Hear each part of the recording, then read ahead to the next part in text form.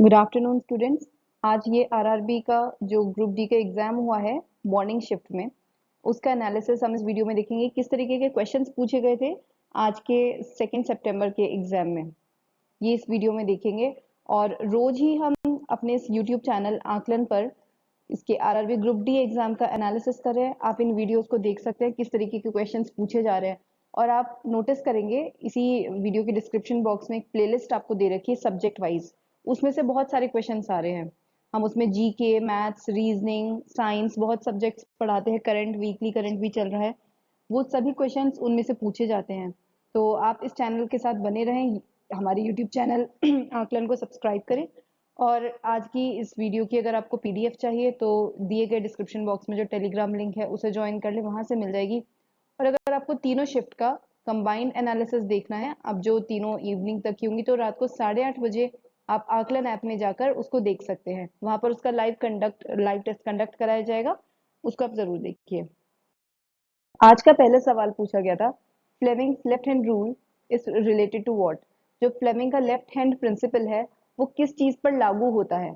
तो ये फिजिक्स का क्वेश्चन है, फिजिक्स के क्वेश्चन भी हम इस चैनल पे करा रहे हैं। जो फ्लेमिंग का लेफ्ट हैंड रूल होता है, आप ये समझ लीजिए, ये थंब है यानी कि अंगूठा, ये फर्स्ट फिंगर है, ये सेकंड फिंगर है। तो ये जो थंब है ये डिनोट करता है फोर्स को, जो फर्स्ट फिंगर है ये डिनोट करता है मैग्नेटिक फील्ड को, और जो सेकंड इसका फिंगर है वो डिनोट करता है करंट की डायरेक्शन को। तो ये एफ, एम और आई इनके बीच में रिलेशन है और ये डिनोट करता है इलेक्ट्रिक मोटर को। How much amount is given to on death in Pradhanmantri Jeevan ज्योति बीमा योजना।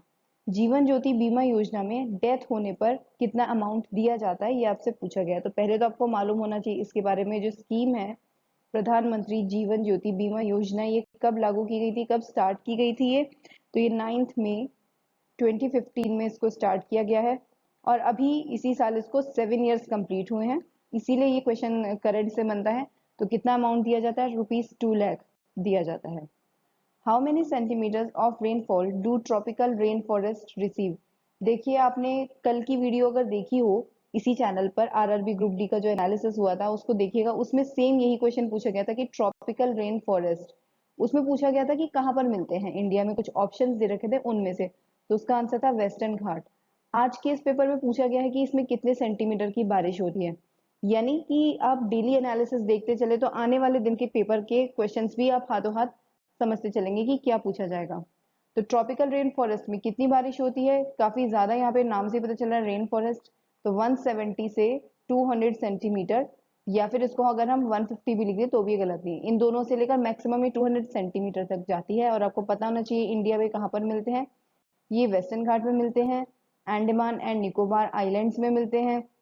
उसके अलावा जो हमारी ये तट रेखा है पेनिनसुलर इंडिया की, प्रायद्वीपीय भारत की, यहाँ पर भी ये मिल जाते हैं कोस्ट लाइन पर। ग्रेटर असम रीजन में भी ये मिलते हैं। इस क्वेश्चन को पूछा गया है, विच वेद डील्स विद रिचुअल्स, यानी कि कौन सा ऐसा वेद है जिसमें रिचुअल यानी यज्ञ और उनसे जुड़े हुए जो रीति रिवाज हैं वो दिए गए हैं। तो ये सही आंसर इसका यजुर्वेद में। आपको मालूम होगा हमारे 4 वेद हैं और अक्सर एक और क्वेश्चन पूछा जाता है, विच इज द ओल्डेस्ट वेद, सबसे पुराना वेद कौन सा है। इसका आंसर आप में से कई लोगों को मालूम होगा, वो है ऋग्वेद। और हर किसी की अपनी अपनी खासियत है। सामवेद है, उसमें म्यूजिकल नोट्स है कि किस तरीके से किसी भी श्लोक को या मंत्र को गाकर किस तरीके से बोलना है, उसका उच्चारण किस तरीके से करना है। और यजुर्वेद हो गया जिसमें आता है आपका रिचुअल्स की किस तरीके से पूजा अर्चना कराई जाती है। इसके अलावा एक और होता है आपका अथर्ववेद, इसमें कई बार ब्लैक मैजिक के बारे में होता है, काला जादू, ये चीजें इसमें आ जाती हैं। Which 11th fundamental duty was added by 86th constitutional amendment? Again ये क्वेश्चन मैंने आपको कल कराया है। कल जो आरआरबी का ही ये एग्जाम हुआ था उसमें पूछा गया था कि कौन सी कमिटी है जिसने फंडामेंटल ड्यूटी को रेकमेंड किया था।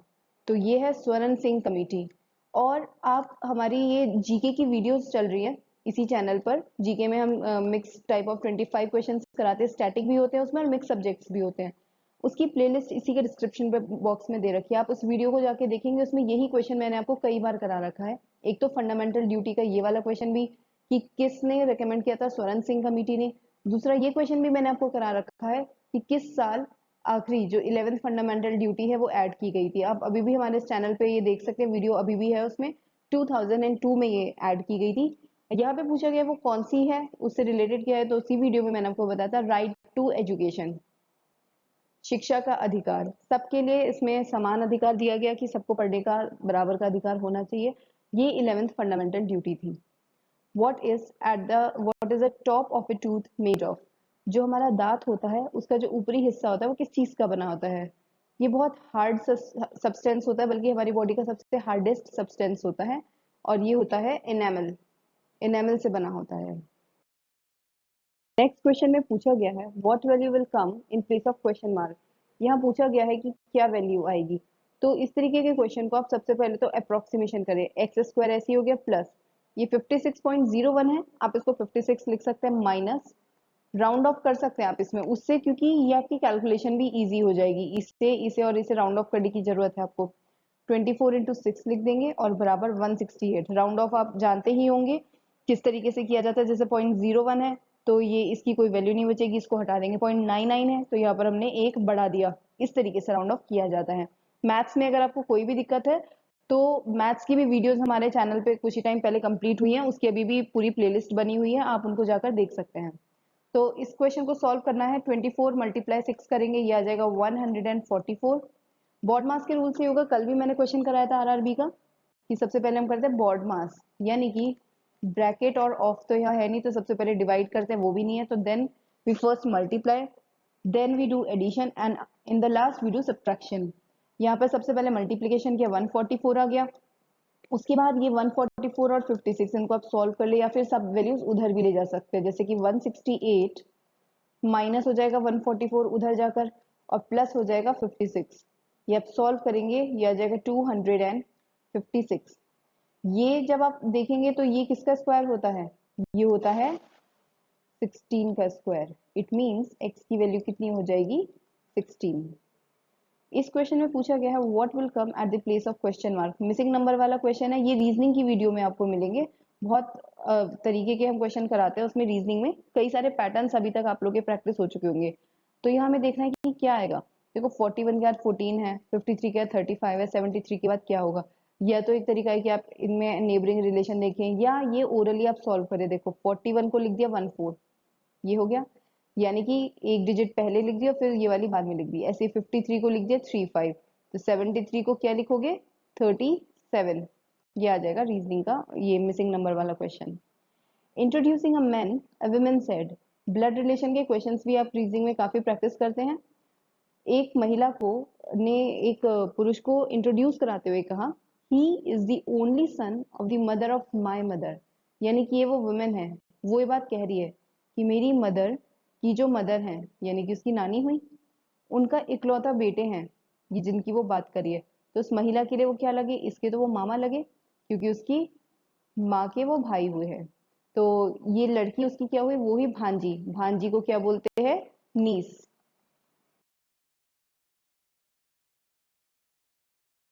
क्वेश्चन में आपसे पूछा गया है कि अगर x की वैल्यू 3 प्लस 2√2, तो रूट एक्स माइनस 1/√x की वैल्यू क्या होगी। ये क्वेश्चन अभी देखने में डिफिकल्ट है, लेकिन थोड़ी सी कैलकुलेशन करनी है बस इसमें। अगर x की वैल्यू हमें दे रखी है 3 प्लस 2√2, तो इस तरीके के क्वेश्चन आप कैसे सॉल्व करते हो? इसमें सबसे पहले तो 1/x की वैल्यू निकाल के रख लो। 1/x कितना हो जाएगा? 1/3 प्लस 2√2। और आपको पता होगा कॉन्जुगेट से मल्टीप्लाई डिवाइड करते हैं। कॉन्जुगेट का मतलब जो नीचे टर्म है इसका साइन ऑपोजिट कर दो, और उससे ऊपर भी मल्टीप्लाई और ये नीचे भी, इसे कर। इस जब भी अंडर रूट वाले क्वेश्चन होते हैं तो उनको इसी तरीके से किया जाता है सॉल्व। ये कितना आ जाएगा? 1/x की वैल्यू 3 माइनस 2√2 अपॉन, नीचे क्या बन चुका है? a plus b, a minus b. ये फॉर्मूला होता है a square minus b square का, यानी ए स्क्वायर आ गया 3 का स्क्वायर माइनस 2√2 का स्क्वायर। अभी इसकी वैल्यू आप सॉल्व करोगे तो 3 का स्क्वायर हो जाएगा 9 माइनस 2 का स्क्वायर हो जाएगा 4 मल्टीप्लाई अंडर रूट 2 का स्क्वायर में खाली 2 बच जाएगा, ये आ जाएगा 8। 9 माइनस 8 इज इक्वल टू 1। तो नीचे तो कुछ भी नहीं बचा, आपकी आ गई 1/x की वैल्यू 3 माइनस 2√2। ये दोनों वैल्यूज आप ध्यान दें। अब इसकी मदद से हम निकालेंगे, हमें जो वैल्यू की पूछी गई है रूट एक्स माइनस 1/√x, ये पूछा गया आपको निकालने के लिए। तो क्या करो कि इसका स्क्वायर ले लो। अब क्या फॉर्मूला लगाएंगे, a माइनस बी का होल स्क्वायर वाला फॉर्मूला लगेगा, ए स्क्वायर यानी कि रूट एक्स का square plus b square 1/√x का square minus 2 into a b यानी कि रूट एक्स ऊपर 1/√x ये नीचे।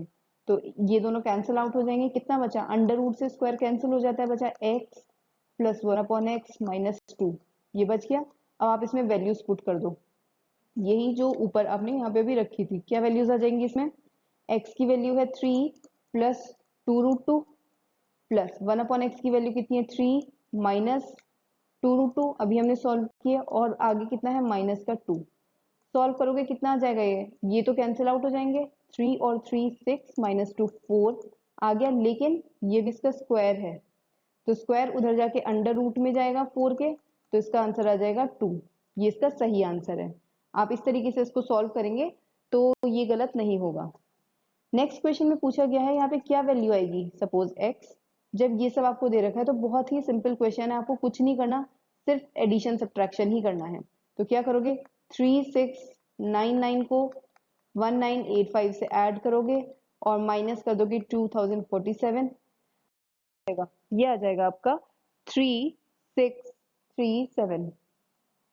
और ये जब इक्वल के उधर जाएगी तो ये क्या हो जाएगी, माइनस में हो जाएगी, यानी कि 31111 में से माइनस करोगे 3637 तो कितना आ जाएगा 27,474। This is your correct answer. Next question में पूछा गया है half of 1% written as a decimal is 1%, पहले तो आपको पता होना चाहिए 1% कितना होता है, 1% के लिए जाएगा 1/100, यानी कि इसे हम कितना लिख सकते हैं, डेसिमल में चेंज कर लेंगे फ्रैक्शन को, कुछ नहीं करना, 1 से पहले 2 नंबर पहले पॉइंट लग जाएगा, तो लग गया 0.01।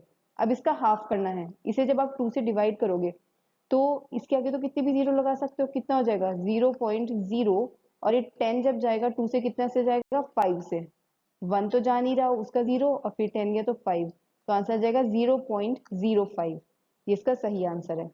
आपको अगर ये मैथ के क्वेश्चंस आपको समझ में आए हैं, पूरा आपको सोल्यूशन दिया जा रहा है एक्सप्लेन्ड वे में, तो आप इस वीडियो को लाइक जरूर करिएगा। Where does the river Damodar originate, Damodar नदी कहाँ से शुरू होती है, ये हमसे पूछा गया है। तो दामोदर नदी छोटा नागपुर प्लेट्यू से स्टार्ट होती है। दामोदर नदी के बारे में आपको कई इंपॉर्टेंट पॉइंट्स पता होने चाहिए जो किसी भी एग्जाम में आपसे पूछे जा सकते हैं। सबसे पहला तो ये कि छोटा नागपुर प्लेट्यू में भी ये निकलती है पालामू हिल्स से, या फिर एक और जगह पूछी जाती है कई बार, सोनाजुरिया फॉल्स, ये जो झरना है बिहार में, वहां से ये निकलती है दामोदर नदी।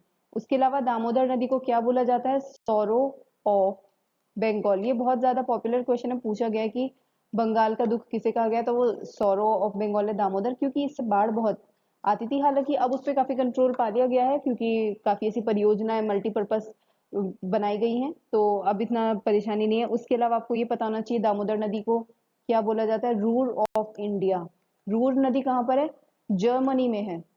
उसी की तर्ज पर जैसे उसकी इंपॉर्टेंस है ऐसे ही इसकी इंपॉर्टेंस है, क्योंकि वो कोयले के पास है और ये भी कोल फील्ड के लिए काफी ये मददगार होती है, इसलिए इसको रूर ऑफ इंडिया बोला जाता है। ये सब आपको दामोदर नदी के बारे में पता होने चाहिए। जितने भी एक्स्ट्रा पॉइंट से बताए गए हैं आप इनको नोट जरूर करें। ये मत सोचिए सिर्फ आरआरबी ग्रुप डी की ही तैयारी कराई जा रही है, हर एग्जाम की तैयारी आपकी इन्हीं बेसिक पॉइंट से हो जाएगी।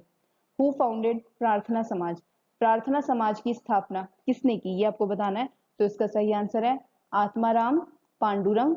और आपको ये भी पता होना चाहिए कि किस वर्ष में की गई थी, तो 31 मई 1867 में प्रार्थना समाज की स्थापना की गई थी। यानी कि एक और पॉइंट अगर आप समझे तो ये कांग्रेस से पहले बनाई गई है, क्योंकि कांग्रेस 1885 में बनाया गया था। नेक्स्ट क्वेश्चन में when was Tamil given the status of classical language, जो आरआरबी का एग्जाम 25 अगस्त को जो पेपर हुआ है, आई गेस उसी में ये क्लासिकल लैंग्वेज पे पहले भी क्वेश्चन पूछा गया। आपने अगर एनालिसिस देखा होगा, जिन स्टूडेंट्स को पता होगा, उसमें पूछा गया था कि 2004 में किसको दिया गया है, 2005 में किसको स्टेटस दिया गया है क्लासिकल लैंग्वेज का, यानी इसी पर दोबारा से क्वेश्चन पूछा गया है। तब भी मैंने आपको बताया था, एक बार आप फिर से नोट कर सकते हैं जिन्होंने नोट नहीं किया कि कौन कौन सी पूछा गया, तमिल को कब स्टेटस दिया गया था, बट आप सभी के नोट करें। सबसे पहले आती है तमिल, उसे अर्लीस्ट 2004 में स्टेटस दिया गया था क्लासिकल लैंग्वेज का। देन संस्कृत, उसको दिया गया था 2005 में। उसके बाद है कन्नड़, कन्नड़ बनाई गई थी 2008 में classical language. After that comes Telugu, Telugu को 2008 में ही दिया गया था, मलयालम को 2013 में, और फिर लास्ट भाषा ये भी कई बार पूछी जा सकती है क्योंकि ये लास्ट है, तो वो है उड़िया। 2014 में इसको क्लासिकल लैंग्वेज का स्टेटस दिया गया था। ये सब पॉइंट्स आप जरूर नोट करें जितने भी आपको यहाँ पर बताए जा रहे हैं। व्हाट इज रेवेन्यू डेफिसिट पूछा गया है। इस पे पहले भी एक बार क्वेश्चन था, वो बजट डेफिसिट पर था। अभी पूछा गया रेवेन्यू डेफिसिट क्या है, यानी कि राजस्व घाटा। तो राजस्व घाटा का क्या मतलब है? देखो, घाटा कब होता है? घाटा तभी होता है जब आपका खर्चा यानी कि एक्सपेंडिचर, जो आपके एक्सपेंसेस हैं, वो ज्यादा हो जाए जितनी आपकी इनकम है, जितना पैसा आपके पास आ रहा है, या फिर जो आय है रेवेन्यू, उससे ज्यादा अगर एक्सपेंडिचर आप खर्चा कर देते हो तो आपका रेवेन्यू डेफिसिट हो जाता है, राजस्व घाटा। तो वही हो जाएगा जब टोटल रेवेन्यू एक्सपेंडिचर एक्सीड, वो ज्यादा हो जाए टोटल रेवेन्यू रिसीट से। रिसीट यानी जो पैसा आप रिसीव कर रहे हो, मिल रहा है। Now right to equality is in which articles of the constitution पूछा गया। राइट टू इक्वालिटी कौन से आर्टिकल्स में है संविधान के? तो राइट टू इक्वालिटी आता है आर्टिकल 14 से 18, ये पूरी कैटेगरी में आती है। आर्टिकल 14 आपको पता है राइट टू इक्वालिटी है। आर्टिकल 15 है जो डिस्क्रिमिनेशन को बंद करता है, यानी कि भेदभाव किसी भी तरीके का नहीं चलेगा, खासकर रिलीजन, रीजन, कास्ट, इन सब के आधार पर। आर्टिकल 16 कहता है एम्प्लॉयमेंट के केस में सबको बराबर का दर्जा और बराबर का अवसर मिलना चाहिए। आर्टिकल 17 कहता है ये है अगेंस्ट अनटचेबिलिटी, यानी कि छुआछूत के खिलाफ है ये। और आर्टिकल 18 आता है, 18 आपको पता ही होगा, अबॉलिशन ऑफ टाइटल्स, यानी कि सिर्फ जो मिलिट्री और एकेडमिक टाइटल्स है, जैसे कि डॉक्टरेट हो गया, और मिलिट्री में आपको पता है लेफ्टिनेंट जनरल वगैरह, उनके अलावा जो राजा महाराजाओं के, नवाब वगैरह, ये सब जो टाइटल्स चलते थे, ये सब अब नहीं चलेंगे, टाइटल्स को खत्म किया जाए। तो ये आ जाता है पूरा राइट इक्वालिटी में। ये सब आप जरूर नोट करें। नेक्स्ट है विच 5 year plan of India has given special emphasis on education and manpower। Education और मैन पावर पे किस पंचवर्षीय योजना ने सबसे ज्यादा जोर दिया था? तो वो थी 4th 5 year प्लान में, इसमें एम्फेसिस दिया गया था। और किस समय हुई थी ये? 1969 से 74 के बीच में, जिस समय एजुकेशन और मैन पावर को ज्यादा फोकस किया गया था। विच player from India one the gold medal in weight lifting in Tokyo Olympics पूछा गया। टोक्यो ओलंपिक्स में, ये रिसेंट का ही क्वेश्चन है, किसको गोल्ड मेडल मिला था वेट लिफ्टिंग में? तो काफी पॉपुलर हुई थी ये उस समय पे, मीराबाई चानू को मिला था। ये करंट का क्वेश्चन है। An object is placed in front of A concave mirror. एक कॉनकेव मिरर है, उसके सामने एक ऑब्जेक्ट रख दिया गया है। कहाँ पर रखा गया है? Point between its focus and centre of curvature. यहाँ पर करीब आता है उसका फोकस और ये आता है इसका सेंटर ऑफ कर्वेचर। तो इसके बीच में अगर एक ऑब्जेक्ट रखा गया है, पूछा गया है the image formed will be, तो इसकी इमेज कहाँ बनेगी? तो देखो, ये जब जाएगा तो इस तरीके से इसकी इमेज बनेगी यहाँ से। दूसरा इस तरीके से होगा, इसकी जो इमेज बनेगी, आपसे पोजीशन नहीं पूछा गया है, आपसे पूछा किस तरीके की इमेज बनेगी, तो ये इसकी उल्टी इमेज बनेगी, यानी रियल एंड इन्वर्टेड। ये हो जाएगी रियल इमेज है क्योंकि ये इधर बन रही है, उसके अलावा ये इन्वर्टेड है क्योंकि ये उल्टी बनेगी। और पूछा जाए अगर पोजीशन, तो वो भी फोकस के आगे ही बनेगी। तो ये था आज का आरआरबी ग्रुप डी का फर्स्ट शिफ्ट का एग्जाम। उसका एनालिसिस हमने इस वीडियो में देखा है। कंप्लीट एनालिसिस अगर आपको देखना है तीनों शिफ्ट का, तो 8:30 PM पर आकलन ऐप पे जरूर जाएं। ये आपको गूगल प्ले स्टोर से मिल जाएगा। वहां पर आपको कंप्लीट एनालिसिस कराया जा रहा है, लाइव टेस्ट कंडक्ट करा के। इनफैक्ट इसी वीडियो के डिस्क्रिप्शन बॉक्स में ही लिंक है जिसमें आपको आरआरबी ग्रुप डी का एग्जाम देने का भी मौका मिलेगा। आप उसको दोबारा दे सकते हैं प्रैक्टिस के लिए कि किस तरीके का क्वेश्चन पूछा गया था। आज के क्वेश्चंस आपको समझ में आया, सोल्यूशन आपको अच्छा लगा है, तो आप इस वीडियो को लाइक जरूर करें। हमारे यूट्यूब चैनल आकलन को सब्सक्राइब करें। कोई भी क्वेरी आती है तो आप कमेंट सेक्शन में पूछ सकते हैं।